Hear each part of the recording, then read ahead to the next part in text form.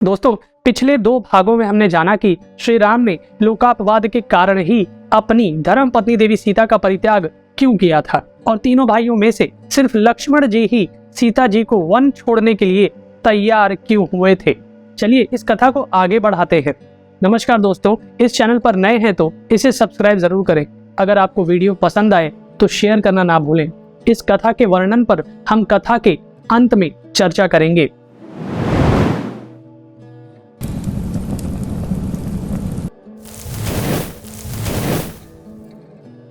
लक्ष्मण जी भवन के अंतःपुर में पहुंचकर वे देवी सीता जी से बोले, माता जानकी, श्री रघुनाथ जी ने मुझे आपके महल में भेजा है। आप तापसी स्त्रियों के दर्शन के लिए वन में चलिए।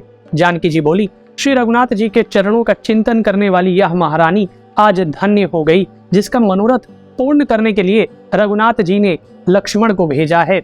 आज मैं वन में रहने वाली सुंदरी तपस्विनियों को, जो अपने पति को ही देवता मानती हैं, मस्तक झुका के वस्त्र आदि अर्पण करके उनकी पूजा करूंगी। ऐसा कहकर उन्होंने सुंदर सुंदर वस्त्र, बहुमूल्य आभूषण, नाना प्रकार के रत्न, उज्जवल मोती, कपूर आदि सुगंधित पदार्थ तथा चंदन आदि कई प्रकार की विचित्र वस्तुएं साथ ले ली। यह सारी चीजें दासियों के हाथों उठवाकर वे लक्ष्मण की ओर चली। अभी घर की चौखट भी नहीं लांघने पाई थी कि लड़खड़ा कर गिर पड़ी। यह एक अपशकुन था, किंतु वन में जाने की उत्कंठा के कारण सीता जी ने इस पर विचार नहीं किया। तब लक्ष्मण जी जानकी जी के साथ उस पर बैठकर सुमंत्र जी से बोले, चलाओ घोड़ों को। इस समय सीता जी का दाहिना नेत्र पड़क उठा, जो भावी दुख की सूचना देने वाला था। साथ ही पुण्यमय पक्षी विपरीत दिशा से होकर जाने लगे। यह सब देखकर जानकी जी ने देवर से कहा, वत्स, मैं तो तपस्विनियों के दर्शन की इच्छा से यात्रा करना चाहती हूँ, फिर यह दुख देने वाले अपशकुन कैसे हो रहे हैं। श्री राम का, भरत का, तुम्हारे छोटे भाई शत्रुघ्न का कल्याण हो, उनकी प्रजा में सर्वत्र शांति रहे, कहीं कोई विपल्व या उपद्रव ना हो। जानकी जी को ऐसी बातें करते देख लक्ष्मण जी कुछ बोल ना सके। दुख से उनका गला भर आया। इसी प्रकार आगे जाकर सीता जी ने फिर देखा, बहुत से मृग बाईं ओर से घूमकर निकले जा रहे हैं। वे भारी दुख की सूचना देने वाले थे। उन्हें देखकर जानकी जी कहने लगी, आज यह मृग जो मेरी बाईं ओर से निकल रहे हैं सो ठीक ही है। श्री रामचंद्र जी के चरणों को छोड़कर अन्यत्र जाने वाली सीता के साथ ऐसा होना ही उचित है। नारियों का सबसे बड़ा धर्म है अपने स्वामी के चरणों का पूजन। उसी को छोड़कर मैं अन्यत्र जा रही हूँ, अतः मेरे लिए जो दंड मिले उचित ही है। इस प्रकार मार्ग में पारमार्थिक विचार करते हुए देवी जानकी जी ने गंगा जी को देखा। गंगा के किनारे पहुंचकर लक्ष्मण जी ने रथ पर बैठी हुई सीता जी से आंसू बहाते हुए कहा, भाभी चलो गंगा को पार करो। सीता जी देवर की बात सुनकर तुरंत रथ से उतर गईं। तदनंतर नाव से गंगा के पार होकर लक्ष्मण जी जानकी जी को साथ लिए वन में चले। अतः सीता जी को अत्यंत भयंकर एवं दुखदायी जंगल में ले गए, जहां बबूल, खैरा और धव आदि के महाभयानक वृक्ष थे। ऐसा जंगल देखकर सीता भय के कारण बहुत चिंतित हुई। वे लक्ष्मण से बोली, वीरवर, यहाँ ऋषि मुनियों के रहने योग्य आश्रम मुझे नहीं दिखाई देते तथा महर्षियों की तपस्विनी स्त्रियों के भी दर्शन नहीं होते। यहाँ तो केवल भयंकर पक्षी, सूखे वृक्ष आदि ही दृष्टिगोचर हो रहे हैं। इसके सिवा मैं तुमको भी किसी भारी दुख से आतुर देखती हूँ। तुम्हारी आंखें आंसुओं से भरी हैं, इनसे व्याकुलता के भाव प्रकट होते हैं। सच बताओ क्या बात है।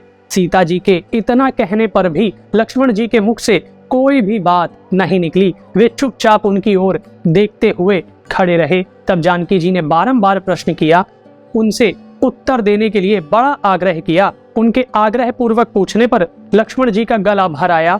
उन्होंने शोक प्रकट करते हुए सीता जी को उनके परित्याग की बात बताई। यह कठोर वचन सुनकर सीता जी के होश उड़ गए। फिर जानकी जी ने कहा, देवर, मुझसे परिहास न करो, मैंने कोई पाप नहीं किया है। फिर रघुनाथ जी मुझे कैसे छोड़ देंगे। वे परम बुद्धिमान और महापुरुष हैं, मेरा त्याग कैसे कर सकते हैं। वे जानते हैं मैं निष्पाप हूँ, फिर भी एक धोबी के कहने से मुझे छोड़ देंगे। सीता जी के ये वचन सुनकर लक्ष्मण जी फूट फूट कर रोने लगे। लक्ष्मण जी को दुख से आतुर देखकर वह बहुत दुखी हुई और बोली, सुमित्रा नंदन, जाओ तुम धर्म के स्वरूप और यश के सागर श्री रामचंद्र जी से वशिष्ठ मुनि के सामने ही मेरी एक बात पूछना। नाथ, यह जानते हुए भी कि सीता निष्पाप है, जो आपने मुझे त्याग दिया है, यह बर्ताव आपके कुल के अनुरूप हुआ है या शास्त्र ज्ञान का फल है? मैं सदा आपके चरणों में ही अनुराग रखती हूँ, तो भी जो आपके द्वारा मेरा त्याग हुआ है, इसमें आपका कोई दोष नहीं है। यह सब मेरे भाग्य दोष से हुआ है, इसमें मेरा प्रारब्ध ही कारण है। वीरवर, आपका सदा और सर्वत्र कल्याण हो। मैं इस वन में आपका ही स्मरण करती हुई प्राण धारण करूंगी। मन, वाणी और क्रिया के द्वारा एकमात्र आप ही मेरे सर्वोत्तम आराध्य देव हैं। महेश्वर, प्रत्येक जन्मों में आप ही मेरे पति हो और मैं आपके ही चरणों के चिंतन से अपने पापों का नाश कर आपकी सती साध्वी पत्नी बनी रहूं, यही मेरी प्रार्थना है। लक्ष्मण, मेरी सासुओं से भी यह संदेश कहना, माताओं, मैं आप सब लोगों के चरणों का स्मरण करती हूँ। सौमित्रे, अब तुम मेरी बात सुनो। श्री रघुनाथ जी का कल्याण हो। मैं अभी प्राण दे देती, किंतु विवश हूँ। अपने गर्भ में श्री रामचंद्र जी के तेज की रक्षा कर रही हूँ। तुम जो उनके वचनों को पूर्ण करते हो सो ठीक ही है, इससे तुम्हारा कल्याण होगा। तुम श्री राम के चरण कमलों के सेवक और उनके अधीन हो, अतः तुम्हें ऐसा ही करना उचित है। अच्छा, अब श्री रामचंद्र जी के समीप जाओ, तुम्हारे मार्ग मंगलमय हो। इतना कहकर सीता जी लक्ष्मण जी के सामने ही अचेत होकर पृथ्वी पर गिर पड़ी। उन्हें मूर्छित देख लक्ष्मण जी अपने वस्त्र के अग्रभाग से पंखा झलने लगे। जब होश में आई तब उन्हें प्रणाम करके वे बोले, देवी, अब मैं श्री राम के पास जाता हूँ। वहां जाकर मैं आपका सब संदेश कहूंगा।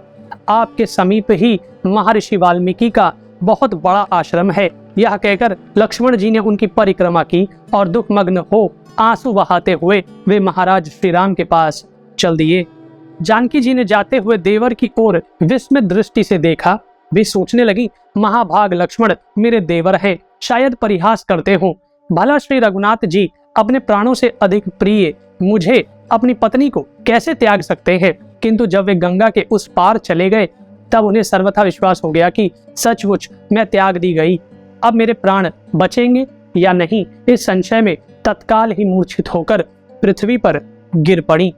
तो दोस्तों, इस एपिसोड में हमने जाना कि किस प्रकार लक्ष्मण जी ने दुखी होकर सीता जी को वन तक पहुंचाया और उन्होंने जानबूझकर ही उन्हें वाल्मीकि जी के आश्रम के समीप छोड़ा था ताकि वे आश्रम का आश्रय ले सके। इस कथन का वर्णन पद्म पुराण के पाताल खंड में मिलता है।